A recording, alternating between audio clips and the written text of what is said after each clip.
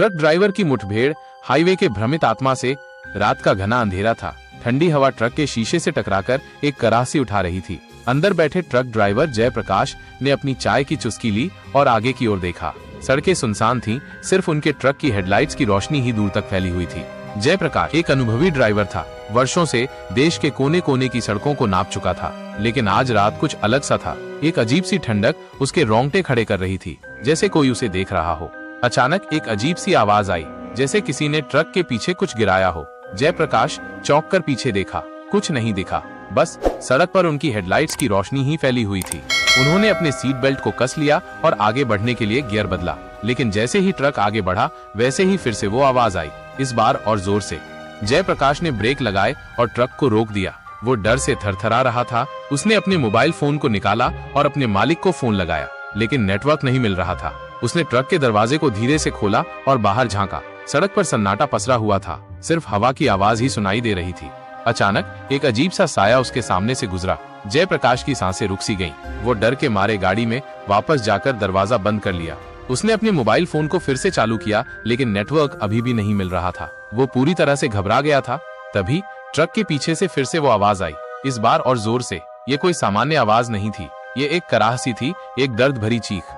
जयप्रकाश ने अपने हाथों से अपने चेहरे को ढक लिया। वो डर से रोना चाहता था, लेकिन रो नहीं पा रहा था।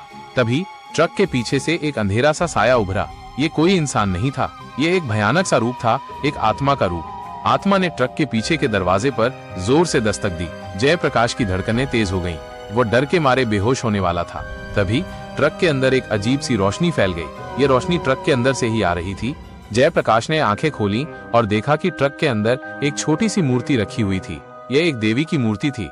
जयप्रकाश को अचानक याद आया कि उसकी माँ ने उसे ये मूर्ति दी थी। उसने कहा था कि ये मूर्ति उसे हर मुसीबत से बचाएगी। जयप्रकाश ने मूर्ति को अपने हाथ में लिया और उसे अपने सीने से लगा लिया। तभी ट्रक के अंदर की रोशनी और तेज हो गई। आत्मा जोर जोर से चीख रही थी, लेकिन वो ट्रक के अंदर नहीं आ पा रही थी। वो ट्रक के चारों ओर घूम रही थी, लेकिन वो अंदर नहीं आ पा रही थी। जयप्रकाश ने मूर्ति को और जोर से दबाया। तभी ट्रक के अंदर की रोशनी इतनी तेज हो गई कि आत्मा सहन नहीं कर पाई। वो चीखते हुए दूर भाग गई। जयप्रकाश ने राहत की सांस ली। वो डर से थरथरा रहा था, लेकिन वो अब सुरक्षित था।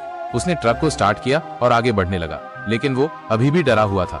अचानक उसके मोबाइल फोन में नेटवर्क आ गया। उसने तुरंत अपने मालिक को फोन लगाया और उन्हें बताया कि वो कहाँ है। उसके मालिक ने उसे जल्दी से वहां से जाने के लिए कहा। जयप्रकाश ने ट्रक को तेजी से चलाया।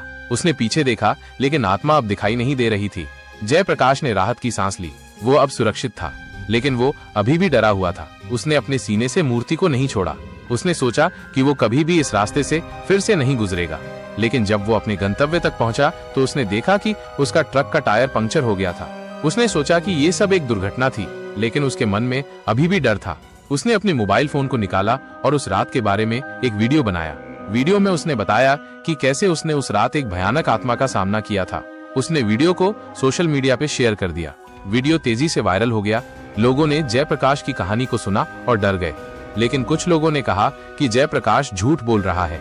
कुछ लोगों ने कहा कि ये सब एक प्रचार स्टंट है, लेकिन जयप्रकाश ने कहा कि वो सच बोल रहा है। उसने कहा कि वो उस रात जो कुछ भी हुआ था वो सब सच था। उसने कहा कि वो कभी भी उस रास्ते से फिर से नहीं गुजरेगा।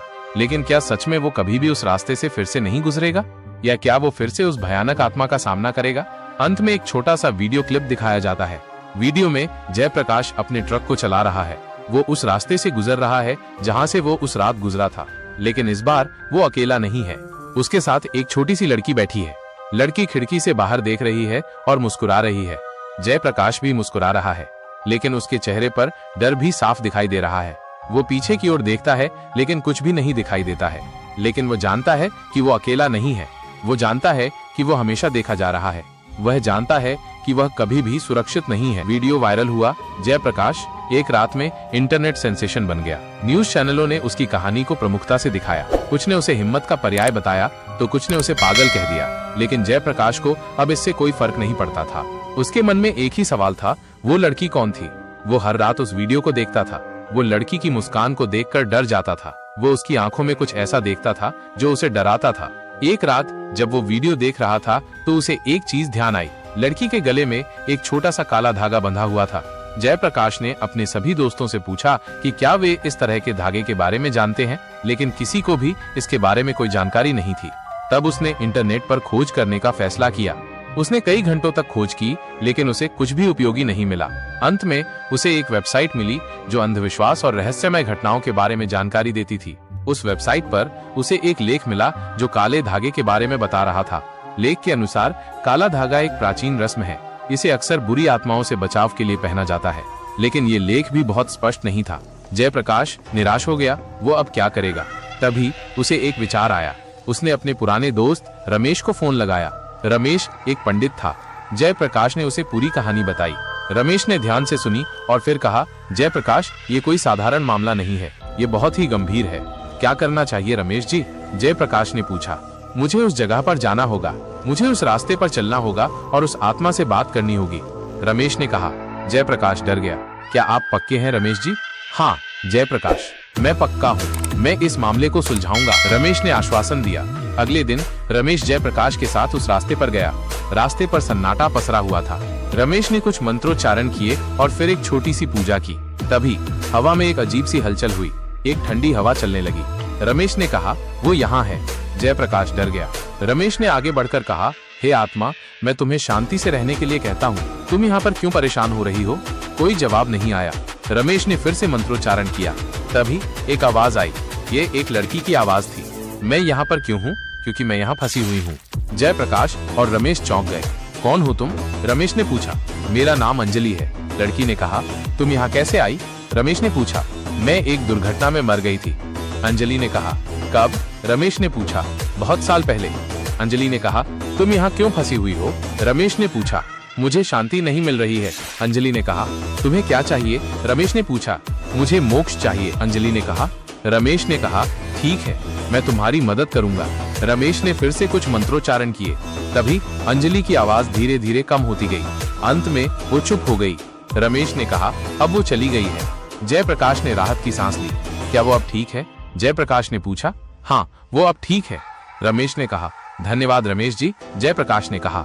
रमेश ने कहा, कोई बात नहीं जयप्रकाश। जयप्रकाश और रमेश वापस लौट आए। जयप्रकाश अब शांत था। उसने राहत की सांस ली। वो अब जानता था कि अंजलि को शांति मिल गई है, लेकिन वो अभी भी उस लड़की के बारे में सोचता था। वह उस लड़की की मुस्कान को कभी नहीं भूलेगा। वो उस लड़की की आंखों में देखा गया डर को कभी नहीं भूलेगा। वो उस लड़की के गले में बंधे काले धागे को कभी नहीं भूलेगा। वो जानता था कि अंजलि की कहानी खत्म हो गई है, लेकिन उसकी कहानी अभी भी जारी है। वो अभी भी उस रास्ते से गुजरता है, लेकिन अब वो डरता नहीं है। वो जानता है कि अंजलि अब उसके साथ नहीं है। वो जानता है कि वो अब अकेला नहीं है।